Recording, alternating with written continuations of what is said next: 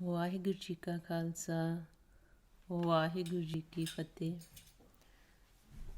ਗੁਰਮੁਖ ਪਿਆਰਿਓ, ਜਿਵੇਂ ਆਪਾਂ ਸਿਮਰਨ ਕਰ ਰਹੇ ਸੀ, ਗੁਰਬਾਣੀ ਗੁਰੂ ਫਰਮਾਨ ਕਰਦੇ ਆ, ਸੇ ਮੁਕਤ ਭੈ ਜਿਨ ਹਰ ਧਿਆਇਆ ਜੀ, ਤਿਨ ਟੂਟੀ ਜਮ ਕੀ ਫਾਸੀ।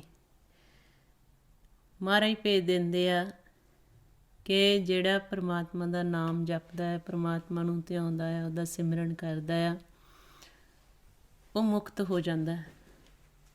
ਜਦੋਂ ਅਸੀਂ ਸਿਮਰਨ ਅਭਿਆਸ ਕਰਦੇ ਹਾਂ, ਆਪਣੀ ਆਵਾਜ਼ ਨੂੰ ਸੁਣਦੇ ਹਾਂ, ਗੁਰਮੰਤਰ ਦਾ ਸਿਮਰਨ ਕਰ ਰਹੇ ਹਾਂ, ਵਿਚਾਰਾਂ ਤੋਂ ਰਹਿਤ ਹੋ ਜਾਂਦਾ ਮਨ, ਉਸ ਵਕਤ ਮਨ ਮੁਕਤ ਹੋ ਜਾਂਦਾ। ਅਤੇ ਮਹਾਰਾਜ ਕਹਿੰਦੇ ਜਿਹੜੀ ਗਲ 'ਚ ਫਾਹੀ ਪਈ ਹੋਈ ਜਮਾਂ ਦੀ, ਉਹ ਕੱਟੀ ਜਾਂਦੀ ਹੈ। ਜਦੋਂ ਇੱਦਾਂ ਗੁਰਮੁਖ ਬੈਠ ਕੇ ਸਿਮਰਨ ਅਭਿਆਸ ਕਰਦੇ ਆ, ਭਗਤ ਇਕੱਠੇ ਹੁੰਦੇ, ਮਹਾਰਾਜ ਕਹਿੰਦੇ ਭਗਵਤ ਭੀਰ ਸਖਤ ਸਿਮਰਨ ਕੀ, ਕੱਟੀ ਕਾਲ ਫੈ ਫਾਸੀ। ਕਿ ਜਿਹੜੀ ਇਹ ਫਾਹੀ ਆ, ਇਹ ਬੰਧਨਾਂ ਤੋਂ ਮਨ ਮੁਕਤ ਹੋ ਜਾਂਦਾ। ਅਤੇ ਮਹਾਰਾਜ ਗੁਰਬਾਣੀ ਵਿੱਚ ਆਪਾਂ ਨੂੰ ਦੱਸਦੇ ਆ, ਜਿਸ ਖੇਲ ਦੇ ਵਿੱਚ ਅਸੀਂ ਆਏ ਆ, ਇਸ ਨੂੰ ਮਾਇਆ ਦਾ ਦੇਸ਼ ਕਿਹਾ ਆ। ਮਹਾਰਾਜ ਗੁਰਬਾਣੀ 'ਚ ਦੱਸਦੇ ਆ, ਆਵਣ ਜਾਨ ਇੱਕ ਖੇਲ ਬਣਾਇਆ, ਆਗਿਆਕਾਰੀ ਕੀਨੀ ਮਾਇਆ। ਹੁਣ ਆਉਣ ਜਾਣ ਦਾ ਖੇਲ ਪਰਮਾਤਮਾ ਨੇ ਬਣਾਇਆ ਆ, ਜਿਸ ਵਿੱਚ ਸਾਡਾ ਮਨ ਖੇਲਣ ਆਇਆ ਆ। ਮਨ ਨੂੰ ਇਹ ਤਨ ਦਿੱਤਾ ਹੋਇਆ, ਜਿਹਨੂੰ ਸਰੀਰ ਦੇ ਗੁਰਬਾਣੀ 'ਚ ਕਿਹਾ ਆ। ਜਦੋਂ ਅਸੀਂ ਗੁਰਬਾਣੀ ਗੁਰੂ ਤੋਂ ਗਿਆਨ ਲੈਂਦੇ ਹਾਂ, ਸੋਝੀ ਲੈਂਦੇ ਹਾਂ, ਗੁਰਬਾਣੀ ਪੜ੍ਹਦੇ ਹਾਂ, ਅਤੇ ਗੁਰੂ ਸਾਹਿਬ ਸਾਨੂੰ ਭੇਜ ਦਿੰਦੇ ਆ ਕਿ ਖੋਜ ਕਰੋ ਤੁਸੀਂ। ਮਹਾਰਾਜ ਕਹਿੰਦੇ ਖੱਖਾ ਖੋਜ ਪਰੇ ਜੇ ਕੋਈ, ਜੋ ਖੋਜੇ ਸੋ ਬਾਹਰ ਨਾ ਹੋਈ, ਖੋਜ ਬੂਝ ਜੋ ਕਰੇ ਵਿਚਾਰ, ਭਵਜਲ ਤਰਤ ਨ ਲਾਵੇ ਬਾਹਰ। ਕਹਿੰਦੇ ਕਿ ਖੋਜ ਕੇ ਉਹਨੂੰ ਬੁੱਝਣਾ। ਅਤੇ ਮਹਾਰਾਜ ਕਹਿੰਦੇ ਜਿਹੜਾ ਇਸ ਤਰੀਕੇ ਨਾਲ ਗੁਰਬਾਣੀ ਦੁਆਰਾ ਖੋਜੇਗਾ, ਆਪਣੇ ਆਪ ਨੂੰ ਬੁੱਝੇਗਾ, ਅਤੇ ਮਹਾਰਾਜ ਕਹਿੰਦੇ ਭਵ ਸਾਗਰ ਨੂੰ ਪਾਰ ਕਰ ਜਾਏਗਾ।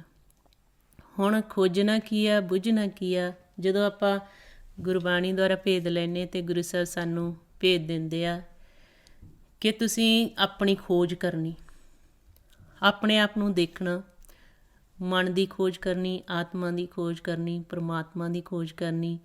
ਅਤੇ ਜਿਸ ਸੰਸਾਰ ਵਿੱਚ ਅਸੀਂ ਵਿਚਰ ਰਹੇ, ਮਾਇਆ ਦੇ ਦੇਸ਼ ਵਿੱਚ, ਇਹਨੂੰ ਤ੍ਰੈ ਗੁਣਾਂ ਦਾ ਖੇਲ ਕਿਹਾ ਹੈ। ਤ੍ਰੈ ਗੁਣਾਂ ਦੇ ਵਿੱਚ ਸਾਡਾ ਮਨ ਵਿਚਰਦਾ, ਕਿਵੇਂ ਤ੍ਰੈ ਗੁਣਾਂ ਤੋਂ ਅਤੀਤ ਕਰਨਾ, ਤ੍ਰੈ ਗੁਣਾਂ ਦੇ ਵਿੱਚ ਕਿਵੇਂ ਖੇਡਦੇ ਹਾਂ, ਅਤੇ ਖੇਲ ਵਿੱਚ ਕੌਣ ਸ਼ਾਮਲ ਆ? ਸਾਡਾ ਮਨ। ਅਤੇ ਇਹਨੂੰ ਖਿਡਾਉਣ ਵਾਲੇ ਕੌਣ ਨੇ? ਪੰਜ ਦੂਤ, ਜਿਹਨੂੰ ਮਹਾਰਾਜ ਕਹਿੰਦੇ ਸਗਲ ਸ੍ਰਿਸ਼ਟ ਕੇ ਪੰਜ ਸਕਦਾਰ।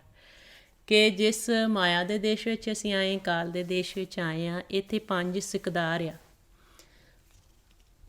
ਜਿਨ੍ਹਾਂ ਨੂੰ ਗੁਰਬਾਣੀ 'ਚ ਕਾਮ, ਕ੍ਰੋਧ, ਲੋਭ, ਮੋਹ, ਹੰਕਾਰ ਕਿਹਾ ਹੈ। ਜਦੋਂ ਫਿਰ ਅਸੀਂ ਗੁਰਬਾਣੀ ਦੁਆਰਾ ਗਿਆਨ ਲੈਂਦੇ, ਅਤੇ ਮਹਾਰਾਜ ਕਹਿੰਦੇ ਦੀਵਾ ਬਲੇ ਅੰਧੇਰਾ ਜਾਏ। ਕਿ ਜਦੋਂ ਅਸੀਂ ਗਿਆਨ ਲੈਂਦੇ ਹਾਂ, ਗਿਆਨ ਦਾ ਪ੍ਰਕਾਸ਼ ਹੁੰਦਾ, ਅਤੇ ਅਗਿਆਨਤਾ ਦਾ ਹਨੇਰਾ ਖਤਮ ਹੋ ਜਾਂਦਾ। ਫਿਰ ਕਹਿੰਦੇ ਵੇਦ ਪਾਠ ਮਤ ਪਾਪਾਂ ਖਾਏ। ਕਿ ਜੋ ਅਸੀਂ ਪਾਠ ਕਰ ਰਹੇ ਹਾਂ, ਵੇਦ ਪੜ੍ਹਦੇ ਹਾਂ, ਗਿਆਨ ਲੈਂਦੇ ਹਾਂ, ਅਤੇ ਜਿਹੜੇ ਅਸੀਂ ਪਾਪ ਆ, ਉਹ ਖਤਮ ਹੋ ਜਾਂਦੇ। ਸਾਨੂੰ ਭੇਦ ਲੱਗ ਜਾਂਦਾ ਕਿ ਕਿਸ ਰਸਤੇ 'ਤੇ ਅਸੀਂ ਚੱਲਣਾ, ਲਿਵ ਦੇ ਰਸਤੇ 'ਤੇ ਚੱਲਣਾ, ਕਿਵੇਂ ਅਸੀਂ ਪਰਮਾਤਮਾ ਨੂੰ ਮਿਲਣਾ, ਉਹ ਫਿਰ ਸਾਨੂੰ ਖੇਲ ਦੀ ਸਮਝ ਲੱਗ ਜਾਂਦੀ। ਫਿਰ ਕਹਿੰਦੇ ਉਗਵੇ ਸੂਰ ਨਾ ਜਾਪੇ ਚੰਦ। ਕਹਿੰਦੇ ਜਦੋਂ ਹੁਣ ਸੂਰਜ ਚੜ੍ਹਦਾ ਆ, ਅਤੇ ਫਿਰ ਚੰਦਰਮਾ ਦਾ ਪਤਾ ਨਹੀਂ ਲੱਗਦਾ। ਇੱਦਾਂ ਹੀ ਜਦੋਂ ਸਾਡੇ ਅੰਦਰ ਗਿਆਨ ਦਾ ਪ੍ਰਗਾਸ ਹੋ ਜਾਂਦਾ, ਸਾਨੂੰ ਇਹ ਖੇਲ ਦੀ ਸੋਝੀ ਆ ਜਾਂਦੀ, ਫਿਰ ਅਗਿਆਨਤਾ ਖਤਮ ਹੋ ਜਾਂਦੀ। ਮਹਾਰਾਜ ਕਹਿੰਦੇ ਜਿਹੇ ਗਿਆਨ ਪ੍ਰਗਾਸ ਅਗਿਆਨ ਮਟੰਤ। ਕਿ ਜਿੱਥੇ ਗਿਆਨ ਦਾ ਪ੍ਰਕਾਸ਼ ਹੋ ਜੇ, ਉੱਥੇ ਅਗਿਆਨਤਾ ਖਤਮ ਹੋ ਜਾਂਦੀ। ਫਿਰ ਮਹਾਰਾਜ ਕਹਿੰਦੇ ਪੜ੍ਹ ਪੜ੍ਹ ਪੰਡਤ ਕਰੇ ਵਿਚਾਰ, ਬਿਨ ਬੂਝੇ ਸਭ ਹੋਈ ਖੁਆਰ। ਕਹਿੰਦੇ ਕਿ ਹੁਣ ਜਿਹੜੇ ਪੰਡਤ ਆ, ਵਿਦਵਾਨ ਆ, ਉਹ ਪੜ੍ਹਦੇ ਆ, ਪੜ੍ਹ ਕੇ ਵਿਚਾਰ ਵੀ ਕਰਦੇ ਆ, ਲੇਕਿਨ ਜਿੰਨਾ ਚਿਰ ਬੁੱਝਿਆ ਨਹੀਂ, ਅਤੇ ਮਹਾਰਾਜ ਕਹਿੰਦੇ ਉਹ ਪੜ੍ਹ ਪੜ੍ਹ ਕੇ ਖੁਆਰ ਹੁੰਦੇ ਆ, ਸੋਝੀ ਨਹੀਂ ਆਉਂਦੀ। ਹੁਣ ਗੁਰਬਾਣੀ 'ਚ ਸਾਨੂੰ ਭੇਦ ਦਿੱਤਾ ਕਿ ਪ੍ਰੈਕਟੀਕਲ ਕਰਨਾ, ਅਤੇ ਆਪਣੇ ਮਨ ਦੀ ਖੋਜ ਕਰਨੀ, ਤਨ ਦੀ ਖੋਜ ਕਰਨੀ, ਆਤਮਾ ਦੀ ਖੋਜ ਕਰਨੀ, ਅਤੇ ਪਰਮਾਤਮਾ ਤੱਕ ਪਹੁੰਚਣਾ। ਇਹ ਸਾਰਾ ਖੇਲ ਸਾਨੂੰ ਗੁਰਬਾਣੀ 'ਚ ਸਮਝਾਇਆ। ਫਿਰ ਮਹਾਰਾਜ ਕਹਿੰਦੇ ਹੁਣ ਤੁਸੀਂ ਗਿਆਨ ਲਓ, ਉਸ ਗਿਆਨ ਨੂੰ ਇਸ ਤ੍ਰੈ ਗੁਣਾਂ ਦੇ ਵਿੱਚ ਵਿਚਰਦਿਆਂ ਹੋਇਆਂ ਆਪਣੇ ਜੀਵਨ ਵਿੱਚ ਅਪਣਾਓ। ਇਹਨੂੰ ਕਹਿੰਦੇ ਆਪ ਪ੍ਰੈਕਟੀਕਲ ਕਰਨਾ, ਖੋਜਣਾ, ਅਤੇ ਜਿਹੜਾ ਖੋਜ ਕੇ ਬੁੱਝਦਾ ਉਹਨੂੰ ਫਿਰ ਸੋਝੀ ਆ ਜਾਂਦੀ। ਹੁਣ ਮਹਾਰਾਜ ਨੇ ਆਪਾਂ ਨੂੰ ਗੁਰਬਾਣੀ ਵਿੱਚ ਭੇਜ ਦਿੱਤਾ ਕਿ ਸਾਡੇ ਫਾਹੀ ਪਾਈ ਹੋਈ ਹੈ। ਜਮਾਂ ਦੀ ਗੱਲ ਦੇ ਵਿੱਚ ਉਹ ਕਿਵੇਂ ਫਾਹੀ ਪਾਈ, ਫਾਹੀ ਪਾਉਣ ਵਾਲੇ ਕੌਣ ਨੇ, ਉਹ ਫਿਰ ਆਪਾਂ ਨੂੰ ਗੁਰਬਾਣੀ ਵਿੱਚ ਭੇਜ ਦਿੱਤਾ ਕਿ ਜਿਹੜਾ ਆਪਾਂ ਮਾਇਆ ਦੇ ਦੇਸ਼ ਵਿੱਚ ਵਿਚਰਦੇ ਹਾਂ, ਇਹਨੂੰ ਮਹਾਰਾਜ ਕਹਿੰਦੇ ਤ੍ਰੈ ਗੁਣ ਰਜ ਗੁਣ ਤਮ ਗੁਣ ਸਤ ਗੁਣ ਕਹੀਏ ਇਹ ਤੇਰੀ ਸਭ ਮਾਇਆ। ਜਿਹਨੂੰ ਮਹਾਰਾਜ ਕਹਿੰਦੇ ਤਿਹੀਂ ਗੁਣੀ ਸੰਸਾਰ, ਜਿਹੜਾ ਤਿੰਨਾਂ ਗੁਣਾਂ 'ਚ ਸੁੱਤਾ ਹੋਇਆ, ਤਿਹੀਂ ਗੁਣੀ ਸੰਸਾਰ ਭ੍ਰਮ ਸੁੱਤਾ, ਸੁੱਤਿਆਂ ਰਹਿਣ ਵਿਹਾਣੀ। ਹੁਣ ਜਦੋਂ ਅਸੀਂ ਗੁਰਬਾਣੀ 'ਚ ਪੜ੍ਹਦੇ ਹਾਂ ਤਿੰਨਾਂ ਗੁਣਾਂ ਦੇ ਬਾਰੇ, ਫਿਰ ਮਹਾਰਾਜ ਸਾਨੂੰ ਤਿੰਨਾਂ ਗੁਣਾਂ ਦਾ ਭੇਦ ਦਿੰਦੇ ਆ ਕਿ ਇਹ ਤ੍ਰੈ ਗੁਣ ਆ ਜਿਹਦੇ ਵਿੱਚ ਅਸੀਂ ਖੇਲ ਰਹੇ ਹਾਂ, ਇਹਨੂੰ ਮਾਇਆ ਕਿਹਾ ਆ, ਰਜੋ ਗੁਣ, ਤਮੋ ਗੁਣ, ਸਤੋ ਗੁਣ। ਹੁਣ ਇਹਨਾਂ ਤ੍ਰੈ ਗੁਣਾਂ ਦੇ ਵਿੱਚ ਅਸੀਂ ਖੇਲਦੇ ਹਾਂ। ਇਹਨਾਂ ਤ੍ਰੈ ਗੁਣਾਂ ਦੇ ਵਿੱਚ ਕਿਵੇਂ ਖੇਲਦੇ ਹਾਂ, ਕਿਵੇਂ ਪੰਜ ਦੂਤ ਕਰਸਾਨ ਬਣ ਜਾਂਦੇ, ਕਿਵੇਂ ਇਹ ਪੰਜ ਦੂਤ ਠੱਗ ਬਣਦੇ, ਕਿਵੇਂ ਇਹ ਪੰਜ ਦੂਤ ਚੋਰ ਬਣਦੇ, ਉਹ ਫਿਰ ਆਪਾਂ ਨੂੰ ਗੁਰਬਾਣੀ ਦੁਆਰਾ ਸਮਝਾਇਆ ਕਿ ਇਸ ਖੇਲ ਨੂੰ ਸਮਝੋ ਕਿ ਕਦੋਂ ਇਹ ਤੁਹਾਡੇ ਮਨ ਨੂੰ ਠੱਗ ਬਣ ਕੇ ਠੱਗਦੇ ਆ, ਕਦੋਂ ਇਹ ਮਨ ਜਦੋਂ ਅਰਥਚਾਰਾ ਕਰਮ ਕਰਨ ਵਾਸਤੇ ਆਉਂਦਾ ਇਹ ਕਰਸਾਨ ਬਣਦੇ ਆ, ਕਦੋਂ ਫਿਰ ਸਤੋਗੁਣ 'ਤੇ ਆ ਕੇ ਇਹ ਚੋਰ ਬਣ ਕੇ ਅੰਮ੍ਰਿਤ ਲੁੱਟਦੇ ਆ। ਇਹ ਫਿਰ ਸਾਨੂੰ ਗੁਰਬਾਣੀ ਦੁਆਰਾ ਗਿਆਨ ਦਿੱਤਾ ਕਿ ਅਸੀਂ ਦੇਖੀ ਜਾਣਾ ਕਿ ਹੁਣ ਸਾਡਾ ਮਨ ਕਿੱਥੇ ਆ। ਕਰਸਾਨ ਬਣ ਕੇ ਇਹ ਆਪਾਂ ਨੂੰ ਤ੍ਰੈ ਗੁਣਾਂ ਦੇ ਵਿੱਚ ਰੱਖ ਰਹੇ ਆ ਕਿ ਠੱਗ ਬਣ ਕੇ ਸਾਨੂੰ ਠੱਗ ਰਹੇ ਆ। ਹੁਣ ਜਦੋਂ ਫਿਰ ਗੁਰਬਾਣੀ 'ਚ ਆਪਾਂ ਨੂੰ ਭੇਜ ਦਿੱਤਾ, ਕਹਿੰਦੇ ਦੇਹੀ ਗਾਵਾ ਜੀਓ ਧਰ ਮਹਿਤੋ ਬਸੈ ਪੰਜ ਕਰਸਾਨਾ। ਕਹਿੰਦੇ ਕਿ ਇਸ ਦੇਹੀ ਦੇ ਵਿੱਚ ਪੰਜ ਕਰਸਾਨ ਵਸਦੇ ਆ, ਉਹਨਾਂ ਨੂੰ ਕਰਸਾਨ ਕਿਹਾ ਇੱਥੇ। ਜਦੋਂ ਅਸੀਂ ਰਜੋਗੁਣ ਹੱਟ 'ਤੇ ਆਉਣੇ ਆ ਅਰਥਚਾਰਾ ਲੈਣ ਲਈ, ਕੋਈ ਨੌਕਰੀ ਕਰਦਾ, ਕੋਈ ਦਿਹਾੜੀ ਕਰਦਾ, ਕੋਈ ਬਿਜ਼ਨਸ ਕਰਦਾ ਹੈ, ਉਸ ਵਕਤ ਇੱਕ ਕਰਸਾਨ ਆ ਕੇ ਉੱਥੇ ਖੜ੍ਹ ਜਾਂਦੇ ਆ। ਮਹਾਰਾਜ ਨੇ ਇੱਥੇ ਫਿਰ ਖੇਤੀ ਦੀ ਉਦਾਹਰਨ ਦਿੱਤੀ ਆ, ਸਰੀਰ ਨੂੰ ਖੇਤ ਕਿਹਾ ਆ, ਅਤੇ ਮਹਾਰਾਜ ਕਹਿੰਦੇ ਜੋ ਵੀ ਇਸ ਸਰੀਰ ਖੇਤ ਵਿੱਚ ਬੀਜਾਂਗੇ ਉਹ ਅੰਤ ਸਮੇਂ ਸਾਨੂੰ ਵੱਢਣਾ ਪੈਣਾ। ਅਤੇ ਜਦੋਂ ਇੱਥੇ ਫਿਰ ਖੇਤੀ ਕਰਨ ਆਉਂਦਾ ਮਨ, ਇਹ ਕਰਸਾਨ ਬਣ ਕੇ ਖੜ੍ਹ ਜਾਂਦੇ। ਅਤੇ ਮਹਾਰਾਜ ਗੁਰਬਾਣੀ 'ਚ ਦੱਸ ਦਿੰਦੇ ਇਸ ਦੇਹੀ ਅੰਦਰ ਪੰਜ ਚੋਰ ਵਸੇ, ਕਿ ਜਿਹੜੇ ਸਾਡੀ ਇਸ ਦੇਹ ਸਰੀਰ ਦੇ ਵਿੱਚ ਪੰਜ ਚੋਰ ਵੱਸਦੇ ਆ। ਅਤੇ ਮਹਾਰਾਜ ਨੇ ਆਪਾਂ ਨੂੰ ਦੱਸਿਆ ਆ ਕਿ ਇਹ ਪੰਜ ਚੋਰ ਜਿਹੜੇ ਵੱਸਦੇ ਆ ਇਹ ਕਰਸਾਨ ਕਿਵੇਂ ਬਣਦੇ। ਕਹਿੰਦੇ ਦੇਹੀ ਗਾਵਾ ਜੀਓ ਧਰ ਮਹਿਤੋ ਬਸੈ ਪੰਜ ਕਰਸਾਨਾ। ਫਿਰ ਕਹਿੰਦੇ ਕਿ ਕੀ ਕਰਦੇ ਆ, ਜਦੋਂ ਇਹ ਕਰਸਾਨ ਬਣ ਕੇ ਅੱਗੇ ਖੜ੍ਹੇ ਹੋ ਜਾਂਦੇ ਆ ਮਨ ਦੇ, ਫਿਰ ਕੀ ਕਰਦੇ ਆ, ਮਨ ਦੀਆਂ ਗਿਆਨ ਇੰਦਰੀਆਂ 'ਤੇ ਜਾਲ ਪਾ ਦਿੰਦੇ ਆ।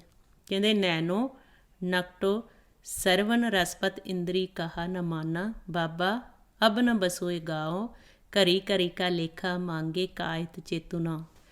ਹੁਣ ਕੀ ਕਰਦੇ ਕਿ ਜਦੋਂ ਇਹ ਕਰਸਾਨ ਬਣ ਕੇ ਆ ਕੇ ਖੜ੍ਹਦੇ ਆ ਕਿ ਅਸੀਂ ਤੈਨੂੰ ਵੱਧ ਲਾਹਾ ਦੇਵਾਂਗੇ, ਹੁਣ ਮਨ ਨੂੰ ਇਹ ਕਿਵੇਂ ਸਵਾ ਦਿੰਦੇ ਆ, ਨੈਣਾਂ 'ਤੇ ਜਾਲ ਪਾ ਦਿੰਦੇ ਨੇ, ਅੱਖਾਂ 'ਤੇ ਸਰਵਨ ਕੰਨਾਂ ਨੂੰ ਕਿਹਾ, ਕੰਨਾਂ 'ਤੇ ਜੀਭਾਂ 'ਤੇ। ਹੁਣ ਇਹ ਗਿਆਨ ਇੰਦਰੀਆਂ ਜਿਹੜੀਆਂ ਇਹਨਾਂ 'ਤੇ ਜਾਲ ਪਾ ਦਿੰਦੇ ਆ, ਜੋ ਇਹ ਕਹਿੰਦੇ ਆ ਉਹੀ ਇਹ ਦੇਖਦੀਆਂ ਆ, ਕੰਨ ਉਹੀ ਸੁਣਦੇ ਆ, ਰਸਨਾ ਉਹੀ ਬੋਲਦੀ।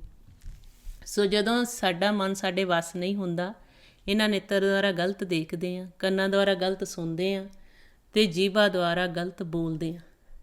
ਅਤੇ ਮਹਾਰਾਜ ਨੇ ਆਪਾਂ ਨੂੰ ਦੱਸਿਆ, ਕਹਿੰਦੇ ਕਿ ਜਦੋਂ ਫਿਰ ਇਹ ਮਨ ਨੂੰ ਆਪਣੇ ਵੱਸ ਕਰ ਲੈਂਦੇ ਆ, ਫਿਰ ਜੋ ਇਹ ਕਹਿੰਦੇ ਉਹੀ ਇਹ ਗਿਆਨ ਇੰਦਰੀਆਂ ਵੀ ਉਹੀ ਬੋਲਦੀਆਂ, ਉਹੀ ਦੇਖਦੀਆਂ, ਉਹੀ ਸੁਣਦੀਆਂ।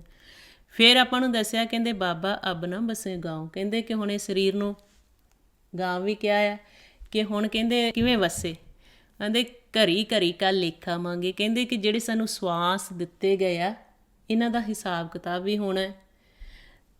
ਫਿਰ ਕਹਿੰਦੇ ਧਰਮ ਰਾਏ ਜਬ ਲੇਖਾ ਮਾਗੇ ਬਾਕੀ ਨਿਕਸੀ ਭਾਰੀ। ਕਹਿੰਦੇ ਕਿ ਜਦੋਂ ਹੁਣ ਆ ਜਿਹੜੇ ਸਾਨੂੰ ਸਵਾਸ ਦਿੱਤੇ, ਮਹਾਰਾਜ ਗੁਰਬਾਣੀ 'ਚ ਦੱਸਦੇ ਗਿਣ ਘਾਲੇ ਸਭ ਦਿਵਸ ਸਾਸ ਨੇ ਬੜਨ ਘਟਨ ਤਿਲਸਾਰ। ਸਾਨੂੰ ਸਵਾਸ ਦਿੱਤੇ ਗਏ, ਇਹਨਾਂ ਸਵਾਸਾਂ ਦਾ ਹਿਸਾਬ ਕਿਤਾਬ ਵੀ ਹੋਣਾ। ਅਤੇ ਜਿਹੜੇ ਅਸੀਂ ਸਵਾਸ ਲੈ ਰਹੇ ਹਾਂ ਇਹ ਅਸੀਂ ਕਿੱਥੇ ਖਰਚ ਕਰ ਰਹੇ ਹਾਂ। ਮਹਾਰਾਜ ਗੁਰਬਾਣੀ 'ਚ ਦੱਸਦੇ ਆ ਸਾਡੇ ਨਾਲ ਚਿੱਤਰਗੁਪਤ ਵੀ ਆ, ਇਹ ਸਰੀਰ ਦੇ ਵਿੱਚ ਸਰਕਾਰ ਆ ਜਿਹਦੇ ਵਿੱਚ ਚਿੱਤਰਗੁਪਤ ਵੀ ਆ। ਤੇ ਮਹਾਰਾਜ ਕਹਿੰਦੇ ਜਿੱਥੇ ਵੀ ਅਸੀਂ ਸਵਾਸ ਖਰਚ ਕਰਦੇ ਹਾਂ ਉਹ ਨਾਲ ਨਾਲ ਸਾਡਾ ਲੇਖਾ ਲਿਖਿਆ ਜਾਂਦਾ। ਕਹਿੰਦੇ ਫਿਰ ਜਦੋਂ ਉਹ ਹਿਸਾਬ ਕਿਤਾਬ ਧਰਮ ਰਾਏ ਲੇਖਾ ਮੰਗਦੇ ਆ ਤੇ ਫਿਰ ਕਹਿੰਦੇ ਕਿ ਕਿਉਂਕਿ ਇਹਨਾਂ ਨੇ ਤਾਂ ਘਾਟੇ 'ਚ ਹੀ ਪਾਉਣਾ ਸੀ, ਪੰਜਾਂ ਨੇ ਆਪਦੇ ਵੱਸ ਮਨ ਨੂੰ ਕੀਤਾ ਹੋਇਆ ਸੀ। ਤੇ ਫਿਰ ਕਹਿੰਦੇ ਬਾਕੀ ਨਿਕਸੀ ਭਾਰੀ, ਕਿ ਜਿਹੜਾ ਸੀ ਤ੍ਰੈ ਗੁਣਾਂ ਦੇ ਵਿੱਚ ਮਨ ਜ਼ਿਆਦਾ ਰਿਹਾ ਕਿਉਂਕਿ ਇਹ ਪੰਜਾਂ ਦੇ ਵੱਸ ਹੋਇਆ ਰਿਹਾ। ਤੇ ਕਹਿੰਦੇ ਪੰਜ ਕਰਸਾਨਵਾ ਭਾਗ ਗਏ ਲੈ ਬਾਧਿਓ ਜਿਉ ਦਰਬਾਰੀ, ਕਿਉਂਕਿ ਜਿਹੜੇ ਸਾਡੇ ਸਵਾਸ ਸਾਨੂੰ ਆ ਰਹੇ ਆ ਉਹਨੇ ਦੇਰ ਤੱਕ ਅਸੀਂ ਇਸ ਸੰਸਾਰ ਵਿੱਚ ਖੇਲਣਾ। ਕਹਿੰਦੇ ਜਦੋਂ ਫਿਰ ਇਹ ਕਰਸਾਨ ਬਣ ਕੇ ਆਉਂਦੇ ਆ, ਇਹ ਲਾਲਚ ਇੱਧਰ ਦਿੰਦੇ ਆ ਤੇ ਮਨ ਇਹਨਾਂ ਦੇ ਵੱਸ ਹੋ ਜਾਂਦਾ। ਇਹ ਗਿਆਨ ਇੰਦਰੀਆਂ 'ਤੇ ਵੀ ਜਾਲ ਪਾ ਲੈਂਦੇ। ਕਾਲ ਜਾਲ ਜਿਹਵਾ ਅਰਨੈਣੀ ਕਾਨੀ ਕਾਲ ਸੁਣੇ ਬਿਖ ਬੈਣੀ। ਜਦੋਂ ਇਹ ਕਾਲ ਜਾਲ ਪਾ ਲੈਂਦਾ ਆਪਣਾ ਤੇ ਉਧਰੋਂ ਸੱਦਾ ਆ ਜਾਂਦਾ, ਸਵਾਸ ਖਤਮ ਹੋ ਜਾਂਦੇ। ਫਿਰ ਜਦੋਂ ਹੁਣ ਸਵਾਸ ਖਤਮ ਹੁੰਦੇ ਇਹ ਪੰਜ ਕਰਸਾਨ ਭੱਜ ਜਾਂਦੇ ਤੇ ਮਨ ਨੂੰ ਫੜ ਲਿਆ ਜਾਂਦਾ। ਕਹਿੰਦੇ ਪੰਜ ਕਰਸਾਨਵਾ ਭਾਗ ਗਏ ਲੈ ਬਾਧਿਓ ਜਿਉ ਦਰਬਾਰੀ, ਕਹਿ ਕਬੀਰ ਸੁਨੋ ਰੇ ਸੰਤੋ ਖੇਤ ਹੀ ਕਰੋ ਨਬੇੜਾ। ਕਹਿੰਦੇ ਆ ਸਰੀਰ ਨੂੰ ਖੇਤ ਕਿਹਾ, ਕਹਿੰਦੇ ਇਹਦੇ ਵਿੱਚ ਰਹਿੰਦਿਆਂ ਹੋਇਆਂ ਹੀ ਤੁਸੀਂ ਨਬੇੜਾ ਕਰ ਲਓ, ਭੇਦ ਲੈ ਲਓ, ਗਿਆਨ ਲੈ ਲਓ। ਕਹਿੰਦੇ ਅਬ ਕੀ ਬਾਰ ਬਖਸ਼ ਬੰਦੇ ਕੋ ਬਹੁਰ ਨਾ ਭੌਜਲ ਫੇਰਾ। ਕਹਿੰਦੇ ਹੁਣ ਸਾਨੂੰ ਬਖਸ਼ ਦਿਓ ਕਿ ਸਾਡਾ ਦੁਆਰਾ ਆਉਣਾ ਜਾਣਾ ਖਤਮ ਹੋ ਜੇ, ਜਿਹੜਾ ਅਸੀਂ ਆ ਜਾ ਰਹੇ ਵਾਰ-ਵਾਰ। ਅਬ ਕੀ ਬਾਰ ਬਖਸ਼ ਬੰਦੇ ਕੋ ਬਹੁਰ ਨਾ ਭੌਜਲ ਫੇਰਾ, ਫਿਰ ਸਾਨੂੰ ਭਵ ਸਾਗਰ 'ਚ ਨਾ ਸੁੱਟਿਆ ਜਾਏ। ਹੁਣ ਮਹਾਰਾਜ ਨੇ ਫਿਰ ਆਪਾਂ ਨੂੰ ਗੁਰਬਾਣੀ 'ਚ ਭੇਜ ਦਿੱਤਾ ਕਿ ਅਸੀਂ ਵੀ ਹੁਣ ਸਾਰੇ ਕਰਮ ਕਰਦੇ ਹਾਂ। ਅਸੀਂ ਦੇਖਣਾ ਆ ਕਿ ਅਸੀਂ ਇਹਨਾਂ ਦਾ ਸਾਥ ਲੈ ਕੇ ਕਰਮ ਕਰ ਰਹੇ ਕਿ ਜੋ ਗੁਰੂ ਦੀ ਮੱਤ ਸਾਨੂੰ ਦਿੱਤੀ ਗਈ ਉਸ ਮੁਤਾਬਕ ਚੱਲ ਰਹੇ। ਫਿਰ ਮਹਾਰਾਜ ਕਹਿੰਦੇ ਕਿ ਜਿਹੜੇ ਦੋ ਰਸਤੇ ਆ, ਇੱਕ ਲਿਵ ਦਾ ਇੱਕ ਧਾਤ ਦਾ। ਲਿਵ ਧਾਤ ਦੇ ਰਾਹ ਹੁਕਮੀ ਕਾਰਮੈ। ਹੁਣ ਜਦੋਂ ਸਾਡਾ ਮਨ ਤਮੋ ਗੁਣ 'ਤੇ ਜਾਂਦਾ ਉਦੋਂ ਇਹ ਪੰਜ ਦੂਤ ਜਿਹੜੇ ਠੱਗ ਬਣ ਜਾਂਦੇ, ਜਿਹਨੂੰ ਮਹਾਰਾਜ ਗੁਰਬਾਣੀ ਵਿੱਚ ਦੱਸਦੇ ਆ ਰਾਜ ਮਾਲ ਰੂਪ ਜਾਤ ਜੋਬਨ ਪੰਜੇ ਠੱਗ, ਇੰਨੀ ਠੱਗੀ ਜੱਗ ਠੱਗਿਆ ਕਿਨੇ ਨਾ ਰੱਖੀ ਲੱਜ। ਹੁਣ ਇਹ ਜਦੋਂ ਤਮੋ ਗੁਣ 'ਤੇ ਮਨ ਜਾਂਦਾ, ਕਾਮ ਕ੍ਰੋਧ ਲੋਭ ਮੋਹ ਹੰਕਾਰ ਦਾ ਸਾਥ ਲੈ ਲੈਂਦਾ, ਇਹ ਫਿਰ ਠੱਗਦੇ ਆ। ਕਿਵੇਂ ਠੱਗਦੇ ਆ? ਫਿਰ ਮਹਾਰਾਜ ਨੇ ਆਪਾਂ ਨੂੰ ਗੁਰਬਾਣੀ 'ਚ ਦੱਸਿਆ ਰਾਜ ਮਾਲ ਰੂਪ ਜਾਤ ਜੋਬਨ ਪੰਜੇ ਠੱਗ। ਹੁਣ ਪੰਜ ਮਹਾਰਾਜ ਨੇ ਦੱਸਿਆ, ਫਿਰ ਕਿਵੇਂ ਠੱਗਦੇ? ਕਹਿੰਦੇ ਕਿਸੇ ਨੂੰ ਰਾਜ ਦਾ ਅਭਿਮਾਨ ਦੇ ਦਿੰਦੇ, ਉਹਨੂੰ ਰਾਜ ਦੀ ਹਉਮੈ ਹੋ ਜਾਂਦੀ।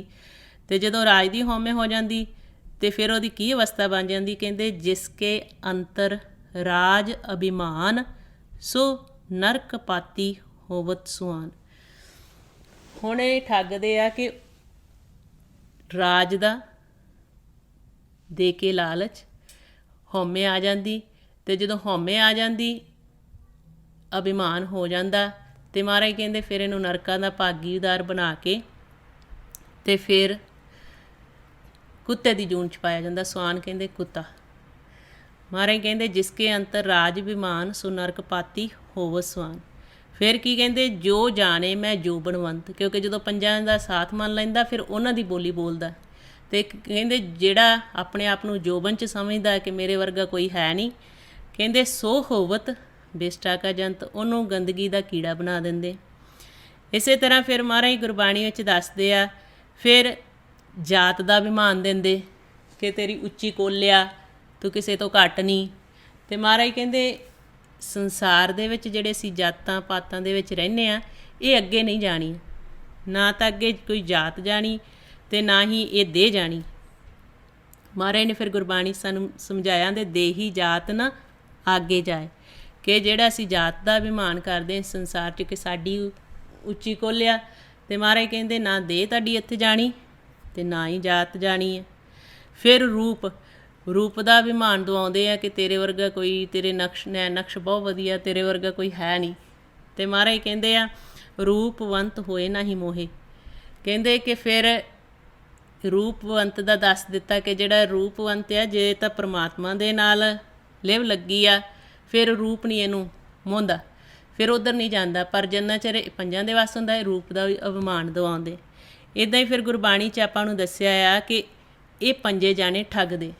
ਹੁਣ ਜਦੋਂ ਅਸੀਂ ਆਪਣੇ ਅੰਦਰ ਝਾਤੀ ਮਾਰਦੇ ਹਾਂ ਫਿਰ ਅਸੀਂ ਦੇਖਣਾ ਕਿ ਅਸੀਂ ਜਾਤ ਦਾ ਅਭਿਮਾਨ ਤਾਂ ਨਹੀਂ ਕਰ ਰਹੇ, ਕਿ ਅਸੀਂ ਜੋਬਨ ਦਾ ਅਭਿਮਾਨ ਤਾਂ ਨਹੀਂ ਕਰ ਰਹੇ। ਜੋ ਮਹਾਰਾਜ ਨੇ ਸਾਨੂੰ ਧਨ ਦੌਲਤ ਬਖਸ਼ੀ ਇਸ ਸੰਸਾਰ ਵਿੱਚ ਰਹਿਣ ਲਈ ਵਿਚਰ ਰਹੇ ਹਾਂ ਇਸ ਦੇਸ਼ ਵਿੱਚ ਕਿ ਉਹਦਾ ਤਾਂ ਨਹੀਂ ਅਭਿਮਾਨ ਕਰ ਰਹੇ। ਅਤੇ ਇਸ ਵਾਸਤੇ 'ਤੇ ਗੁਰੂ ਅਰਜਨ ਦੇਵ ਜੀ ਮਹਾਰਾਜ ਦੱਸਦੇ ਆ, ਕਹਿੰਦੇ ਕਿ ਜਿਹੜੇ ਮਨ ਇਹਨਾਂ ਤੋਂ ਉੱਪਰ ਉੱਠ ਜਾਂਦੇ ਆ, ਉਹ ਕਹਿੰਦੇ ਨਾ ਤਾਂ ਸਾਡਾ ਤਨ ਆ, ਨਾ ਹੀ ਇਹ ਸਾਡਾ ਰਾਜ ਧਨ ਮਾਲ ਆ ਜਿਹਦਾ ਅਸੀਂ ਗਰਭ ਕਰੀਏ, ਕਿਉਂਕਿ ਜਿਹੜੀ ਚੀਜ਼ ਅਸੀਂ ਇੱਥੇ ਛੱਡਣੀ ਆ ਉਹਦੀ ਕਾਹਦੀ ਹਉਮੈ, ਦੇ ਵੀ ਨਹੀਂ ਨਾਲ ਜਾਣੀ ਤੇ ਧਨ ਦੌਲਤ ਵੀ ਨਹੀਂ ਜਾਣੀ। ਜੋ ਸਾਨੂੰ ਗੁਰਬਾਣੀ ਸਮਝਾਇਆ ਕਿ ਜਦੋਂ ਅਸੀਂ ਰਾਤ ਨੂੰ ਸੌਂ ਜਾਂਦੇ ਹਾਂ ਅਸੀਂ ਕੁਛ ਨਹੀਂ ਨਾਲ ਲੈ ਕੇ ਜਾਂਦੇ, ਇੱਥੋਂ ਤੱਕ ਕਿ ਸਾਡੀ ਇਹ ਦੇਹ ਵੀ ਨਹੀਂ ਜਾਂਦੀ ਸਾਡੇ ਨਾਲ। ਅਤੇ ਮਹਾਰਾਜ ਕਹਿੰਦੇ ਆਪਣ ਤਨ ਨਹੀਂ ਜਾ ਕੋ ਗਰਬਾ, ਰਾਜ ਮਿਲਕ ਨਹੀਂ ਆਪਣ ਦਰਬਾ, ਆਪਨ ਨਹੀਂ ਕਾਂ ਕੋ ਲਪਟਾਇਓ, ਆਪਨ ਨਾਮ ਸਤਿਗੁਰ ਤੇ ਪਾਇਓ। ਫਿਰ ਜਦੋਂ ਤੁਸੀਂ ਗੁਰਬਾਣੀ ਪੜ੍ਹਦੇ ਹਾਂ, ਗੁਰੂ ਸਾਹਿਬ ਸਾਨੂੰ ਸਮਝਾਉਂਦੇ ਆ ਨਾ ਤਾਂ ਤੁਹਾਡਾ ਤਨ ਆ, ਨਾ ਹੀ ਆ ਰਾਜ ਮਾਲ ਆ, ਜਿਹੜਾ ਕਹਿੰਦੇ ਸਾਡਾ ਤਾਂ ਇੱਕ ਨਾਮ ਆ ਜਿਹੜਾ ਅਸੀਂ ਸਤਿਗੁਰ ਤੋਂ ਪਾ ਲਿਆ, ਜਿਸ ਨਾਮ ਨੇ ਸਾਡੇ ਨਾਲ ਜਾਣਾ, ਜਿਹਨੂੰ ਮਹਾਰਾਜ ਕਹਿੰਦੇ ਜਹ ਮਾਤ ਪਿਤਾ ਸੁਤ ਮੀਤ ਨ ਪਾਈ, ਮਨ ਊਹਾਂ ਨਾਮ ਤੇਰੇ ਸੰਗ ਸਹਾਈ।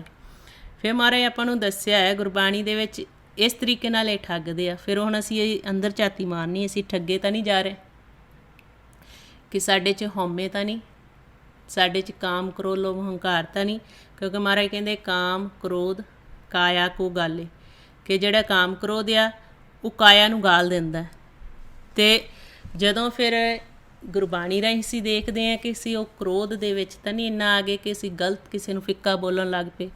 ਇਹ ਫਿਰ ਮਹਾਰਾਜ ਕਹਿੰਦੇ ਤੁਸੀਂ ਆਪਣੇ ਅੰਦਰ ਝਾਤੀ ਮਾਰੀ ਜਾਣੀ ਆ ਕਿ ਕਿਸ ਅਵਸਥਾ 'ਤੇ ਤੁਹਾਡਾ ਮਨ ਹੁਣ ਖੜ੍ਹਾ ਹੈ। ਜਦੋਂ ਅਸੀਂ ਆਪਣੇ ਆਪ ਨੂੰ ਦੇਖਣ ਲੱਗ ਪਏ, ਮਹਾਰਾਜ ਕਹਿੰਦੇ ਅਣਜਾਣਤ ਵੇਖਿਆ ਮੈਂ ਰਚੇ, ਕਿ ਜਿੰਨਾ ਚਿਰ ਅਸੀਂ ਜਾਣਦੇ ਨਹੀਂ, ਸਾਨੂੰ ਭੇਦ ਨਹੀਂ, ਉਹਨਾਂ ਚਿਰ ਮਨ ਬਿਖ ਸਾਗਰ ਦੇ ਵਿੱਚ ਪਿਆ ਰਹਿੰਦਾ। ਅਤੇ ਫਿਰ ਮਹਾਰਾਜ ਕਹਿੰਦੇ ਜੇ ਜਾਣਤ ਆਪਣ ਆਪ ਬਚੇ, ਕਿ ਜਦੋਂ ਸਾਨੂੰ ਸੋਝੀ ਆ ਜੇ ਫਿਰ ਅਸੀਂ ਆਪਣੇ ਆਪ ਨੂੰ ਬਚਾਉਣਾ ਸ਼ੁਰੂ ਕਰ ਦਿੰਦੇ ਹਾਂ ਕਿ ਅਸੀਂ ਇਹਨਾਂ ਦੇ ਵੱਸ ਸਾਡਾ ਮਨ ਪਿਆ ਹੋਇਆ, ਕਿਵੇਂ ਇਹਨਾਂ ਨੂੰ ਅਸੀਂ ਆਪਣੇ ਵੱਸ ਕਰਨਾ। ਇਹੀ ਗੁਰਬਾਣੀ 'ਚ ਫਿਰ ਸਾਨੂੰ ਵਾਰ-ਵਾਰ ਭੇਦ ਦਿੱਤਾ ਕਿ ਕਿਵੇਂ ਇਹ ਖਿਡਾਉਂਦੇ ਆ। ਹੁਣ ਜਿਹੜੇ ਸਤੋਗੁਣ 'ਤੇ ਜਦੋਂ ਸਾਡਾ ਮਨ ਜਾਂਦਾ ਉੱਥੇ ਫਿਰ ਚੋਰ ਬਣ ਜਾਂਦੇ, ਸਤੋਗੁਣ ਤੋਂ ਉੱਪਰ ਨਹੀਂ ਉੱਠਣ ਦਿੰਦੇ ਸਾਨੂੰ। ਜਦੋਂ ਅਸੀਂ ਲਿਵ ਦਾ ਰਸਤਾ ਅਖਤਿਆਰ ਕਰਦੇ ਹੋਏ ਸਿਮਰਨ ਕਰਦੇ ਹਾਂ, ਨਾਮ ਜਪਦੇ ਹਾਂ, ਸੁਣ ਵਿੱਚ ਜਾਂਦੇ ਹਾਂ, ਪਰਮਾਤਮਾ ਦੀ ਆਵਾਜ਼ ਨੂੰ ਸੁਣਦੇ ਹਾਂ, ਫਿਰ ਰਸ ਆਉਂਦਾ ਸਾਨੂੰ, ਅੰਮ੍ਰਿਤ ਰਸ, ਜਿਹਨੂੰ ਹਰ ਰਸ ਬ੍ਰਹਮ ਰਸ ਕਿਹਾ, ਜਿਹਦੇ ਨਾਲ ਸਾਡਾ ਮਨ ਸ਼ਾਂਤ ਹੁੰਦਾ। ਅਤੇ ਮਹਾਰਾਜ ਕਹਿੰਦੇ ਇਸ ਦੇਹੀ ਅੰਦਰ ਪੰਜ ਚੋਰ ਵਸੇ, ਕਾਮ ਕ੍ਰੋਧ ਲੋਭ ਮੋਹ ਹੰਕਾਰਾ, ਅੰਮ੍ਰਿਤ ਲੁੱਟੇ ਮਨਮੁਖ ਨਹੀਂ ਬੂਝੇ, ਕੋਈ ਨਾ ਸੁਣੇ ਪੁਕਾਰਾ। ਕਹਿੰਦੇ ਫਿਰ ਉੱਥੇ ਅੰਮ੍ਰਿਤ ਲੁੱਟਦੇ, ਮਨ ਨੂੰ ਸਤੋਗੁਣ ਤੋਂ ਉੱਪਰ ਨਹੀਂ ਉੱਠਣ ਦਿੰਦੇ। ਦਇਆ ਨਿਮਰਤਾ ਸਹਿਣਸ਼ੀਲਤਾ ਜਸ ਸੰਤੋਖ, ਕਈ ਜਿਹੜੇ ਮਨ ਸਿਰਫ ਇੱਥੇ ਹੀ ਖੜ੍ਹੇ ਆ ਕਿ ਚੰਗੇ ਕੰਮ ਕਰ ਲਓ, ਇਹ ਗੁਣ ਅਪਣਾ ਲਓ, ਕਿਸੇ ਨਾਲ ਮਾੜਾ ਨਾ ਕਰੋ, ਸਿਮਰਨ ਭਗਤੀ ਦੀ ਲੋੜ ਨਹੀਂ। ਅਸੀਂ ਸੰਸਾਰ 'ਚ ਵਿਚਰਦੇ ਹਾਂ, ਦੇਖਦੇ ਹਾਂ ਕਿ ਕਈ ਕਹਿੰਦੇ ਅਸੀਂ ਦਸਾਂ ਨੌਂ ਦੀ ਕਿਰਤ ਕਰਦੇ ਹਾਂ, ਅਸੀਂ ਕਿਸੇ ਦਾ ਮਾੜਾ ਨਹੀਂ ਕਰਦੇ, ਫਿਰ ਉੱਥੇ ਸਿਮਰਨ ਭਗਤੀ ਦੀ ਲੋੜ ਨਹੀਂ। ਅਤੇ ਮਹਾਰਾਜ ਗੁਰਬਾਣੀ 'ਚ ਦੱਸਦੇ ਆ ਕਿ ਅਸੀਂ ਇਹਨਾਂ ਤ੍ਰੈ ਗੁਣਾਂ ਤੋਂ ਉੱਪਰ ਉੱਠਣਾ। ਜਦੋਂ ਅਸੀਂ ਆਪਣੇ ਘਰ ਨੂੰ ਜਾਣਾ ਉਦੋਂ ਇਹ ਜਿਹੜਾ ਸਤੋਗੁਣ ਮਾਰਗ ਵੀ ਛੱਡਣਾ ਹੈ। ਜਦੋਂ ਹੁਣ ਆਪਾਂ ਸਿਮਰਨ ਅਭਿਆਸ ਵੀ ਕਰਦੇ ਹਾਂ, ਪ੍ਰੈਕਟੀਕਲ ਆ, ਖੋਜ ਆ, ਕਿ ਜਦੋਂ ਅਸੀਂ ਸਿਮਰਨ ਕਰਦੇ ਕਰਦੇ ਸੁਣਨ ਦੇ ਵਿੱਚ ਗਏ, ਇਸ ਦੇਹ ਨੂੰ ਛੱਡ ਦਿੱਤਾ, ਇਸ ਘਰ-ਬਾਰ ਤੋਂ ਉੱਪਰ ਤਰਲੋਕੀ ਤੋਂ ਉੱਪਰ ਉੱਠ ਗਏ, ਉੱਥੇ ਸੁਣਿਆ ਅਤੇ ਸੁਣ 'ਚ ਫਿਰ ਸ਼ਬਦ ਨੂੰ ਸੁਣਨਾ। ਪਰ ਜਦੋਂ ਅਸੀਂ ਮਨ ਇਹਨਾਂ ਦੇ ਵੱਸ ਹੁੰਦਾ ਫਿਰ ਇਹ ਸਤੋਗੁਣ ਮਾਰਗ ਤੋਂ ਉੱਪਰ ਨਹੀਂ ਉੱਠਦਾ, ਉੱਥੇ ਫਿਰ ਜਿਹੜੀ ਮਨ ਦੀ ਖੁਰਾਕ ਹੁੰਦੀ ਇਹ ਲੁੱਟ ਲੈਂਦੇ। ਇੱਦਾਂ ਹੀ ਫਿਰ ਗੁਰਬਾਣੀ 'ਚ ਸਾਨੂੰ ਸਮਝਾਇਆ ਆ ਕਿ ਇਹ ਫਿਰ ਧੜੇ ਬਣਾਉਂਦੇ ਆ, ਕਲਯੁੱਗ ਦੇ ਵਿੱਚ ਧੜੇ ਬਣਾਉਂਦੇ। ਹੁਣ ਜਿਹੜਾ ਅਸੀਂ ਸੰਸਾਰ 'ਚ ਦੇਖਦੇ ਲੜਾਈ ਝਗੜਾ ਦੁਬਦਾ ਪਰਿਵਾਰਾਂ 'ਚ ਸੰਸਾਰ 'ਚ ਕਿਵੇਂ ਹੋ ਰਿਹਾ, ਗੁਰੂ ਸਾਹਿਬ ਕਹਿੰਦੇ ਖੇਲ ਨੂੰ ਸਮਝੋ ਕਿ ਤੁਹਾਡਾ ਖੇਲ ਇਹਨਾਂ ਪੰਜਾਂ ਦੇ ਨਾਲ ਆ, ਕਾਮ ਕ੍ਰੋਧ ਲੋਭ ਮੋਹ ਹੰਕਾਰ। ਜਦੋਂ ਵੀ ਆਪਾਂ ਗੁਰਬਾਣੀ ਪੜ੍ਹਾਂਗੇ, ਗੁਰਬਾਣੀ ਨੂੰ ਸਰਵਣ ਕਰਦੇ ਹਾਂ, ਗੁਰੂ ਸਾਹਿਬ ਸਾਨੂੰ ਇਹ ਖੇਲ ਦੀ ਜਾਣਕਾਰੀ ਦੇ ਜਾਂਦੇ ਆ। ਫਿਰ ਕਹਿੰਦੇ ਕਿ ਹੁਣ ਧੜੇ ਬਣੇ ਹੋਏ ਆ, ਧੜੇ ਬਣਾਉਣ ਵਾਲੇ ਕੌਣ ਆ? ਇਹ ਪੰਜ ਦੂਤ। ਕਲਯੁੱਗ ਮੈਂ ਧੜੇ ਪੰਜ ਚੋਰ ਝਗੜਾਏ। ਸਿੱਧਾ ਮਹਾਰਾਜ ਨੇ ਦੱਸਿਆ ਆ ਕਿ ਸੰਸਾਰ 'ਚ ਜਿੰਨੇ ਵੀ ਧੜੇ ਬਣੇ ਹੋਏ ਆ ਇਹ ਪੰਜ ਚੋਰ ਬਣਾ ਰਹੇ ਆ, ਜਿਹੜੇ ਲੜਾਈ ਝਗੜਾ ਹੋ ਰਿਹਾ। ਅਤੇ ਮਹਾਰਾਜ ਕਹਿੰਦੇ ਕਿਸ ਹੀ ਧੜਾ ਕੀਆ ਮਿੱਤਰ ਸੁੱਤ ਨਾਲ ਭਾਈ। ਕਈਆਂ ਨੇ ਮਿੱਤਰਾਂ ਨਾਲ ਧੜੇ ਬਣਾਏ, ਪੁੱਤਰਾਂ ਨਾਲ ਧੜੇ ਬਣੇ ਹੋਏ, ਭਾਈਆਂ ਨਾਲ ਧੜੇ ਬਣੇ ਹੋਏ। ਧੜਿਆਂ ਦਾ ਮਤਲਬ ਵਿਚਾਰਾਂ ਦਾ ਟਕਰਾਅ, ਇਹਨਾਂ ਨੇ ਵਿਚਾਰਾਂ ਦਾ ਟਕਰਾਅ ਕਰਾਉਣਾ ਅਤੇ ਵਿਚਾਰਾਂ ਦੇ ਟਕਰਾਅ ਦੇ ਵਿੱਚ ਹੀ ਧੜੇ ਬੰਨੇ। ਕਹਿੰਦੇ ਕਿਸ ਹੀ ਧੜਾ ਕੀਆ ਕੁੜਮ ਸਕੇ ਨਾਲ ਜਵਾਈ, ਜਵਾਈਆਂ ਨਾਲ ਧੜੇ ਬਣੇ ਹੋਏ, ਕੁੜਮਾਂ ਨਾਲ ਧੜੇ ਬਣੇ ਹੋਏ। ਜਿੰਨੇ ਵੀ ਸਾਡੇ ਪਰਿਵਾਰ ਦੇ ਵਿੱਚ ਆਉਂਦੇ, ਸੰਸਾਰ ਦੇ ਵਿੱਚ ਅਸੀਂ ਵਿਚਰਦੇ ਹਾਂ, ਜਦੋਂ ਦੁਬਦਾ ਆ ਜਾਂਦੀ, ਵਿਚਾਰਾਂ ਦਾ ਟਕਰਾਅ ਇਹ ਕਰਾ ਦਿੰਦੇ। ਮਾਰੇ ਕਹਿੰਦੇ ਪੰਚ ਦੂਤ ਚਿਤਵੇ ਵਿਕਾਰਾ, ਕਿਉਂਕਿ ਮਨ ਨੂੰ ਇਹ ਸਵਾ ਦਿੰਦੇ ਅਤੇ ਫਿਰ ਇਹ ਵਿਚਾਰ ਲਿਆਉਂਦੇ। ਜਿਵੇਂ ਹੁਣ ਅਸੀਂ ਕਿ ਸੰਸਾਰ 'ਚ ਵਿਚਰਦੇ ਹਾਂ, ਕਈ ਵਾਰੀ ਹੁੰਦਾ ਸਿਮਰਨ ਕਰਦੇ ਹਾਂ ਜਾਂ ਉੱਦਾਂ ਵੀ ਤੁਸੀਂ ਬੈਠੇ ਆ, ਕਈ ਫੁਰਨੇ ਆਉਣੇ ਸ਼ੁਰੂ ਹੋ ਜਾਂਦੇ। ਉਹ ਫੁਰਨੇ ਕੌਣ ਲਿਆਉਣ ਵਾਲਾ? ਮਹਾਰਾਜ ਕਹਿੰਦੇ ਪੰਚ ਦੂਤ ਚਿਤਵੇ ਵਿਕਾਰਾ, ਕਿ ਇਹ ਵਿਕਾਰ ਪੈਦਾ ਕਰਦੇ ਆ। ਕਦੇ ਕਾਮ ਦਾ ਫੁਰਨਾ ਲੈ ਆਉਂਦਾ, ਕਦੇ ਕ੍ਰੋਧ ਦਾ ਫੁਰਨਾ ਲੈ ਆਉਂਦਾ, ਕਦੇ ਲੋਭ ਦਾ ਫੁਰਨਾ ਲੈ ਆਉਂਦਾ। ਅਤੇ ਫਿਰ ਮਹਾਰਾਜ ਕਹਿੰਦੇ ਇਹੀ ਜਦੋਂ ਧਾਤ ਦਾ ਰਸਤਾ ਅਖਤਿਆਰ ਕਰਦੇ, ਦੁਬਦਾ ਵਿੱਚ ਪਾ ਕੇ ਸਾਰਿਆਂ ਨੂੰ ਲੜਾਉਂਦੇ ਆ, ਹਉਮੈ ਦੇ ਵਿੱਚ ਲੜਾਉਂਦੇ ਆ। ਫਿਰ ਮਹਾਰਾਜ ਕਹਿੰਦੇ ਆ ਕਿ ਇਹਨਾਂ ਧੜਿਆਂ ਤੋਂ ਅਸੀਂ ਉੱਪਰ ਉੱਠ ਸਕਦੇ ਹਾਂ ਜੇ ਅਸੀਂ ਗੁਰੂ ਦੀ ਮੱਤ ਲੈ ਕੇ ਹਰੀ ਨਾਲ ਧੜਾ ਬਣਾ ਲੈਂਦੇ। ਕਹਿੰਦੇ ਹਮਾਰਾ ਧੜਾ ਹਰ ਰਿਹਾ ਸਮਾਏ, ਕਿ ਜੇ ਅਸੀਂ ਹਰੀ ਨਾਲ ਧੜਾ ਬਣਾ ਲੈਂਦੇ ਹਾਂ ਅਤੇ ਫਿਰ ਇਹਨਾਂ ਧੜਿਆਂ ਤੋਂ ਮਨ ਉੱਪਰ ਉੱਠ ਜਾਂਦਾ। ਫਿਰ ਮਹਾਰਾਜ ਕਹਿੰਦੇ ਇਹ ਧੜੇ ਸਿਰਫ ਮਾਇਆ ਦੇ ਦੇਸ਼ ਵਿੱਚ ਆ, ਇਹ ਸਭ ਧੜੇ ਮਾਇਆ ਮੋਹ ਪਸਾਰੀ। ਕਹਿੰਦੇ ਮਾਇਆ ਕੋ ਲੁਝੈ ਗਵਾਰੀ, ਜਨਮ ਮਰੇ ਜੂਏ ਬਾਜੀ ਹਾਰੀ। ਹੁਣ ਕਹਿੰਦੇ ਕਿ ਜਿਹੜੇ ਹੁਣ ਧੜੇ ਸੰਸਾਰ ਦੇ ਵਿੱਚ ਬਣੇ ਹੋਏ ਆ, ਇਹ ਮਾਇਆ ਦੇ ਧੜੇ ਆ। ਕੋਈ ਰਜੋਗੁਣ 'ਤੇ ਤੁਰਿਆ ਹੋਇਆ, ਕੋਈ ਸਤੋਗੁਣ 'ਤੇ, ਉਹਨਾਂ ਦੇ ਆਪਸ ਵਿੱਚ ਵਿਚਾਰ ਨਹੀਂ ਰਲਦੇ, ਫਿਰ ਆਪਸ ਵਿੱਚ ਲੜਦੇ ਆ। ਜੋ ਵੀ ਆਪਾਂ ਹੁਣ ਸੰਸਾਰ 'ਚ ਦੇਖ ਹੀ ਰਹੇ, ਪਰਿਵਾਰਾਂ 'ਚ ਵੀ ਦੇਖਦੇ ਹਾਂ, ਘਰਾਂ ਦੇ ਵਿੱਚ, ਸੰਸਾਰ 'ਚ ਵੀ ਦੇਖਦੇ ਹਾਂ। ਹੁਣ ਭਗਤ ਕਬੀਰ ਜੀ ਕਹਿੰਦੇ ਕਹਿਤ ਕਬੀਰ ਪੰਚ ਕੋ ਝਗੜਾ ਝਗਰਤ ਜਨਮ ਗਵਾਇਆ। ਕਹਿੰਦੇ ਸਾਰਾ ਹੁਣ ਝਗੜਾ ਹੀ ਪੰਜਾਂ ਦਾ ਆ, ਅਤੇ ਵਿੱਚ ਮਨ ਦਾ ਫਿਰ ਇਹ ਜਨਮ ਜਿਹੜੇ ਸਵਾਸ ਦਿੱਤੇ ਜਾਂਦੇ ਆ ਖਰਚ ਹੋ ਕੇ, ਫਿਰ ਇਹਦਾ ਜਨਮ ਵਿਅਰਥ ਚਲਾ ਜਾਂਦਾ। ਜਦੋਂ ਅਸੀਂ ਇੱਦਾਂ ਸਮਝਣ ਲੱਗ ਪਏ ਗੁਰਬਾਣੀ ਦੁਆਰਾ ਇਸ ਖੇਲ ਨੂੰ ਕਿ ਧੜੇ ਬਣਾਉਣ ਵਾਲਾ, ਵਿਚਾਰਾਂ ਦੇ ਟਕਰਾਅ ਕਰਾਉਣ ਵਾਲੇ ਕੌਣ ਆ, ਅਤੇ ਅਸੀਂ ਆਪਣੇ ਅੰਦਰ ਝਾਤੀ ਮਾਰੀ ਜਾਣੀ ਕਿ ਸਾਡਾ ਮਨ ਹੁਣ ਕਿਹੜੇ ਹੱਟ 'ਤੇ ਬੈਠਾ ਹੈ। ਜਦੋਂ ਅਸੀਂ ਆਪਣੇ ਮਨ ਨੂੰ ਵਾਰ-ਵਾਰ ਦੇਖਣਾ ਸ਼ੁਰੂ ਕਰ ਦਿੱਤਾ, ਗੁਰਬਾਣੀ ਦੁਆਰਾ ਗਿਆਨ ਦੇਣਾ ਸ਼ੁਰੂ ਕਰ ਦਿੱਤਾ, ਫਿਰ ਇਹ ਤ੍ਰੈ ਗੁਣਾਂ ਤੋਂ ਉੱਪਰ ਉੱਠਣਾ ਸ਼ੁਰੂ ਹੋਏਗਾ। ਅਤੇ ਮਹਾਰਾਜ ਗੁਰਬਾਣੀ 'ਚ ਦੱਸਦੇ ਆ ਜਿਸ ਨੂੰ ਕਿਰਪਾ ਕਰੇ ਤਿਸ ਸਤ ਸੰਗ ਮਿਲਾਏ। ਜਿਨ੍ਹਾਂ 'ਤੇ ਮਹਾਰਾਜ ਫਿਰ ਕਿਰਪਾ ਕਰਦੇ ਆ ਉਹਨਾਂ ਨੂੰ ਸੰਗਤ ਬਖਸ਼ਿਸ਼ ਕਰ ਦਿੰਦੇ ਆ। ਸੰਗਤ ਵਿੱਚ ਜਾ ਕੇ ਸਾਨੂੰ ਸੋਝੀ ਆਉਂਦੀ ਆਪਣੇ ਜੀਵਨ ਦੀ ਕਿ ਕਿਵੇਂ ਇਹ ਪੰਜ ਚੋਰ ਸਾਡਾ ਧਨ ਸਵਾਸਾਂ ਦਾ ਲੁੱਟ ਰਹੇ ਆ, ਕਿਵੇਂ ਸਾਨੂੰ ਇਹ ਵਾਰ-ਵਾਰ ਹਰਾ ਕੇ ਇਸ ਮਾਇਆ ਦੇ ਦੇਸ਼ ਵਿੱਚ ਲਿਆ ਰਹੇ ਆ। ਅਤੇ ਫਿਰ ਜਦੋਂ ਆਪਾਂ ਗੁਰਬਾਣੀ ਦੁਆਰਾ ਦੇਖਣਾ ਸ਼ੁਰੂ ਕੀਤਾ ਆਪਣੇ ਆਪ ਨੂੰ, ਫਿਰ ਅਸੀਂ ਇਹ ਖੇਲ ਜਿੱਤਣਾ ਸ਼ੁਰੂ ਕਰ ਦਾਂਗੇ। ਤਾਂ ਮਹਾਰਾਜ ਕਹਿੰਦੇ ਗਿਆਨ ਖੜਗ ਪੰਚ ਦੂਤ ਸਿੰਗਾਰੇ। ਇਹ ਸਾਨੂੰ ਗਿਆਨ ਹੋਣਾ ਬਹੁਤ ਜ਼ਰੂਰੀ ਆ।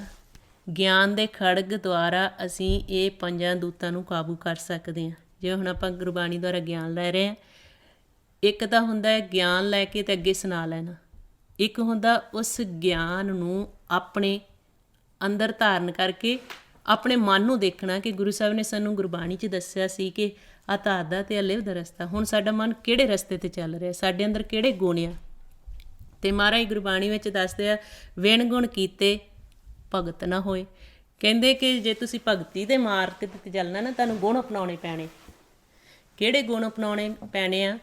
ਜਿਹੜਾ ਲਿਵ ਦਾ ਰਸਤਾ, ਦਇਆ, ਨਿਮਰਤਾ, ਸਹਿਣਸ਼ੀਲਤਾ, ਜਸ, ਸੰਤੋਖ। ਅਤੇ ਮਹਾਰਾਜ ਕਹਿੰਦੇ ਇਹਨਾਂ ਗੁਣਾਂ ਤੋਂ ਬਿਨਾਂ ਫਿਰ ਭਗਤੀ ਨਹੀਂ ਹੋ ਸਕਦੀ, ਕਿਉਂਕਿ ਜਦੋਂ ਅਸੀਂ ਧਾਤ ਦੇ ਰਸਤੇ 'ਤੇ ਚੱਲਦੇ ਅਸੀਂ ਭਗਤੀ ਦੀ ਗੱਲ ਨਹੀਂ ਕਰਦੇ। ਜਦੋਂ ਮਨ ਲਿਵ ਦੇ ਰਸਤੇ, ਦਇਆ, ਨਿਮਰਤਾ, ਸਹਿਣਸ਼ੀਲਤਾ ਵੱਲ ਚੱਲਦਾ, ਫਿਰ ਮਹਾਰਾਜ ਕਹਿੰਦੇ ਗੁਣਾਂ ਦੇ ਨਾਲ ਫਿਰ ਭਗਤੀ ਸ਼ੁਰੂ ਹੋ ਜਾਂਦੀ।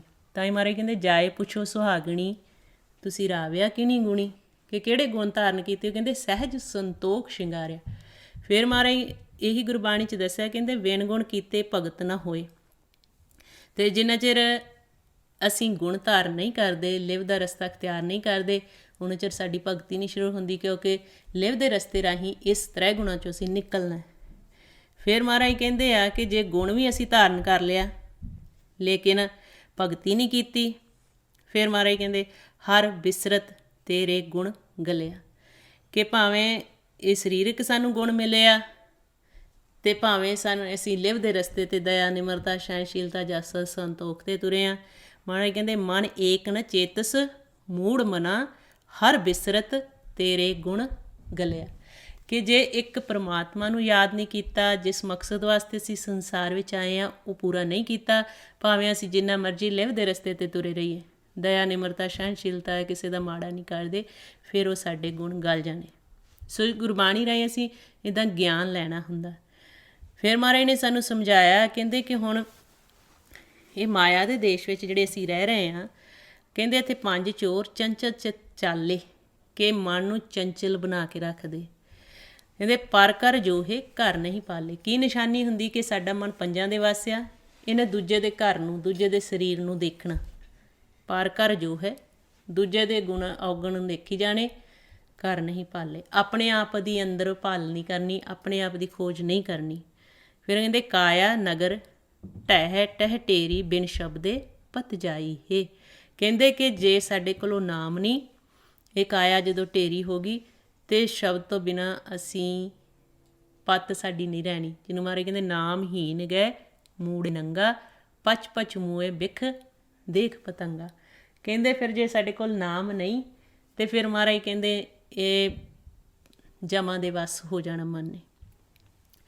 ਇਸੇ ਤਰ੍ਹਾਂ ਫਿਰ ਗੁਰਬਾਣੀ 'ਚ ਆਪਾਂ ਨੂੰ ਸਮਝਾਇਆ ਆ ਕਿ ਅਸੀਂ ਗੁਰੂ ਦੀ ਮੱਤ ਲੈ ਕੇ ਫਿਰ ਇਹਨਾਂ ਦੇ ਨਾਲ ਕਿਵੇਂ ਮੁਕਾਬਲਾ ਕਰਨਾ।